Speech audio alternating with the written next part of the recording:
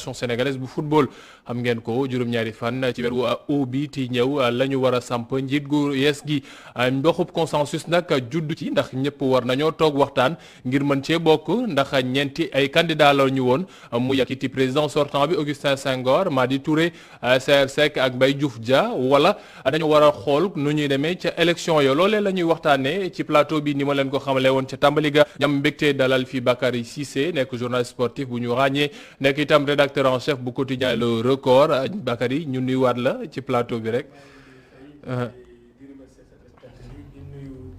ki nga xamante ne mooy sama co-débatteur bi sama mag sama xarit Abdoulaye Thiam. Abdoulaye Thiam ni nga ko présenté moom moo nekk ci beneen boor bi Abdoulaye Thiam moom tamit ràññee nañ ko bu baax ci monde sportif bi ak tamit ci mbiru waxtaanu taskatu xibaar yi Abdoulaye Thiam nekk ci jiite ANPS mandaam sax jeex na waaye moom day briguer beneen mandat demul ci consensus dégguñ ko pour le moment pour dire comme ça alors Abdoulaye ñu nuyu la dalal ak jàmm Abdoulaye waxtaan gi tey mbiru fédération la dégg nañ ñu coow yi wax ji am fii fële day consensus du consensus élection warul dem élection mandat yi bëri na bëriwul déjà yow sa première lecture par rapport ak situation bi lan la. maa ngi nuyu di jégalu aussi retard bi. indépendamment de ma volonté.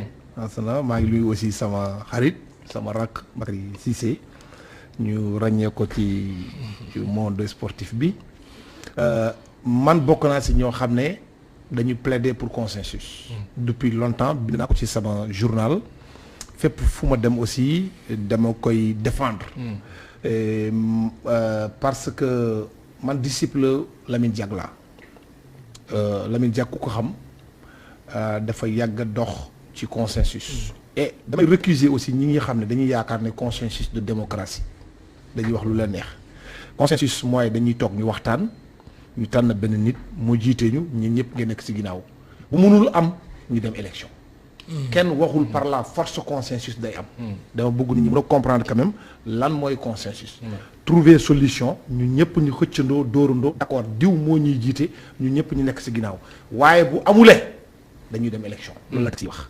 man loolu mooy sama loolu mooy sama sama posture. surtout que man dama gëm ne.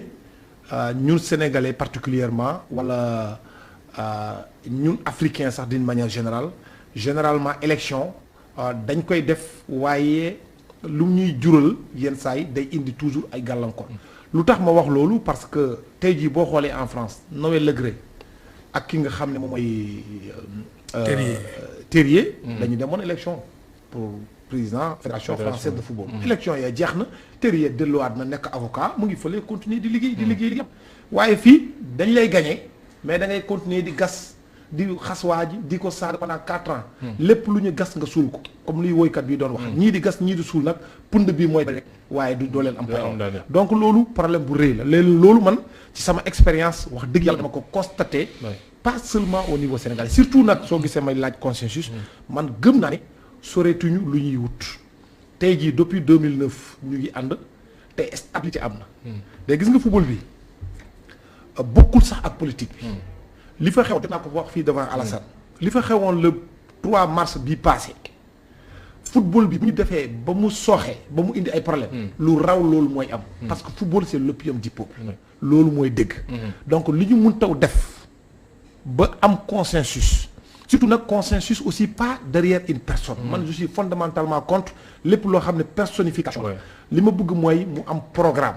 boo xam ne bu leer la benn projet. boo xam ne ñëpp dañ ci d'accord ñi naan lii de gonga bu ñu ko defee fii ak 4 ans fii ak 8 ans fii ak 12 ans dina mettre suñu football sur les rails surtout que. man gëm naa bis bi ñu dellusiwaatee coupe du monde en 2022 Qatar.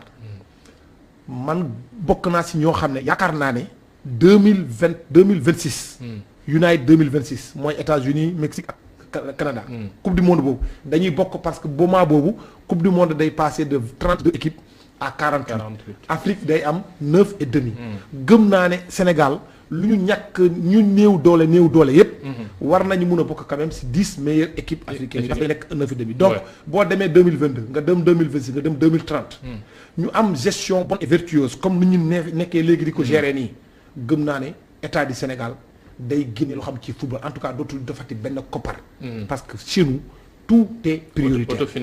Autofinance bi yëpp day jeex tak surtout que day permettre yeneen discipline aussi ñu développer parce que xaalis bu dul jeex bu ñu sotti ci football ba mun nañ ko déplacer ñu yóbbu ko ci lamb mun nañ ko yóbbu ci basket ba mun nañ ko yóbbu ci arts martiaux mun nañ ko yóbbu ci athlétisme ci nga xam ne ay discipline ay yeneen discipline donc loolu su fekkente ne c'est possible surtout ñu am ay kàngam yoo xam ne ku mel ni Louis Lamatu ku mel ni Mbaye Diouf Dia ku mel ni Sayer Seck ku mel ni Babacar Ndiaye ku mel ni Augustin Senghor Amadou Kane Abdoulaye Sow ñoom ñëpp buñ toogee ñu mun a ànd te ànd dëgg mu am programme bu taxaw man de wax dëgg yàlla xaw ma nag jàpp nga ni consensus bi dina war a mën a taxaw par rapport ak loolu Bakary par rapport ak sànq ba ñuy wax yaa ngi fàttali tuuti un peu par rapport ak mbir yi nu mu demee ci déjà Ligue Pro bi li tax ba Djibril Wade moom dong mujj des ndax kiiti Babacar pression beeg mbir yi nu mu gisee ni mu doxee moom la mujj jàpp mooy par rapport ak fédération bi ñiiti Saer Mbaye Diouf ñoom nee nañu il se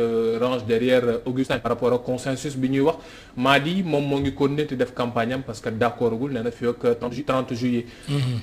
loolu soo ko gisee pour yow consensus am mënut am. bon ça c'est une question très fermée bi nga xamante ni pour tontu ko dina xaw a jafe mais man li ma yaakaar li ma question bu may njëkk a poser te tontu ko mooy lan moo tax ñu wax consensus. xam nga boo jëlee après élimination Sénégal Coupe du Monde 2008 mu am li nga xamante ne moom lañu duppee CNF le comité de normalisation du football sénégalais ñu doxal ko 2009 yàlla def ni Augustin Senghor pas par la surprise générale daf ko liggéey il était le président de la commission juridique du CNF après ñu porté ko à la tête de l'équipe fédérale entre 2009 2013 les 4 ans là mu doxal premier mandat 2013 mu rempilé 2017 mu rempilé mais boo xamante ni tey jii nii ñuy wax consensus c'est parce que en 2017 Augustin fi waxoon ni il partait pour son dernier mandat te ba heure bu may wax yoon nii Augustin taxawul fenn publiquement ne man candidat la dañu porter candidature parce que j'ai l'habitude de le dire Abdoulaye mi ma jàkkaarloo ni c'est un juriste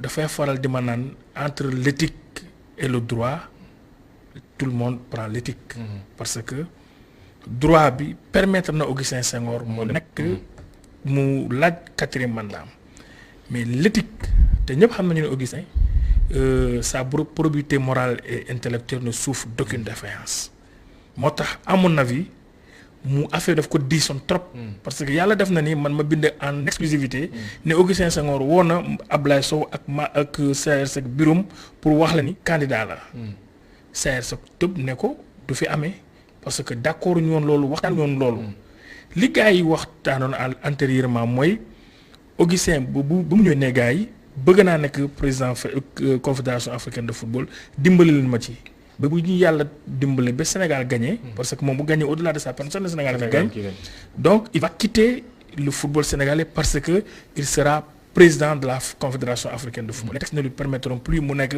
njiitu fédération bu demee tamit élection mu perte il aura joué et perdu donc il va quitter le football loolu moo nekkoon propos Augustin Senghor ba ñëpp d'accord tàccu si biir loolu Madi Touré ñoo bokk parmi les premiers soutiens d'Augustin Senghor yëkkati benn chèque 5 millions may ko ne ko dimbali naa la au nom du mouvement associatif mais au nom de la génération foot ñoom ñaar sëkk nañ ko mais il faut pas que les gens oublient aussi quelque part que Augustin Senghor pendant plus d'une décennie a été l'avocat de Madi Touré donc ils ont des relations très poussées donc tey jii nii man bokk naa si ñu njëkk a wax ni gars yi il faut qu'on mette en place une stratégie pour que Augustin Senghor ñu dooleel ko mu nekk président ñu dooleel ko CAF parce que tey jii Augustin il avait fait des promesses qui voudraient qu'il sorte du football sénégalais quel que soit le résultat des élections de la CAF mais malheureusement on n'est pas parti aux élections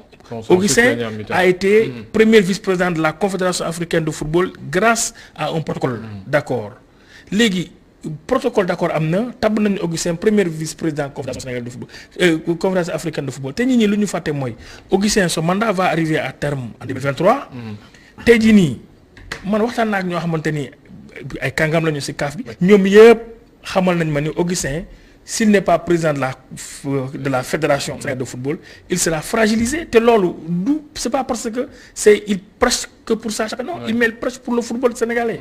moo tax man ma ne leen consensus mën naa ko d'accord moo tax ma ne consensus il faut ñu xam ñu contextualiser yi fii fan la consensus bi jógee ñi tëb ñu ne kañ consensus parce que en 2013 2009 2013 2017 il y avait des élections. Oui. Aujourd'hui s'il n'y avait pas ce problème d'éthique et de droit. Oui. qui s'est posé.